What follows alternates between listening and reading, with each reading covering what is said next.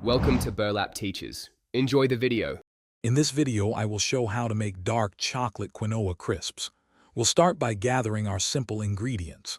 You'll need about 12 ounces of your favorite dark chocolate, 1.5 cups of puffed quinoa, and 2 tablespoons of a creamy nut butter.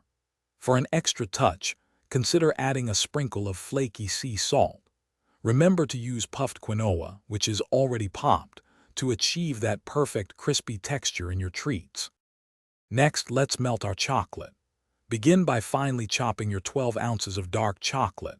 Smaller pieces melt more evenly.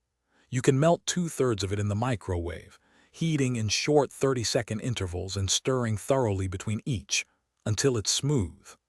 Another excellent option is using a double boiler on the stovetop, which provides a gentle, consistent heat, ensuring your chocolate becomes beautifully smooth and glossy without burning. Now it's time to combine our flavors. Stir the 2 tablespoons of nut butter into your warm, melted chocolate until it's completely smooth and integrated. Then, gently fold in the 1.5 cups of puffed quinoa. Be careful not to crush the delicate quinoa puffs. You want every piece to be evenly coated in that rich chocolate.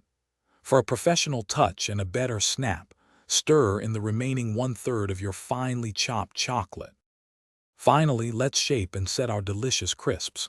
You have a couple of options here. For individual bites, drop about 2 tablespoon portions onto a baking sheet lined with parchment paper. If you prefer bars, press the entire mixture evenly into an 8x8-inch pan. Once shaped, place your treats in the refrigerator for at least 30 minutes or until they are completely firm. Then simply break or cut them and enjoy your homemade dark chocolate quinoa crisps.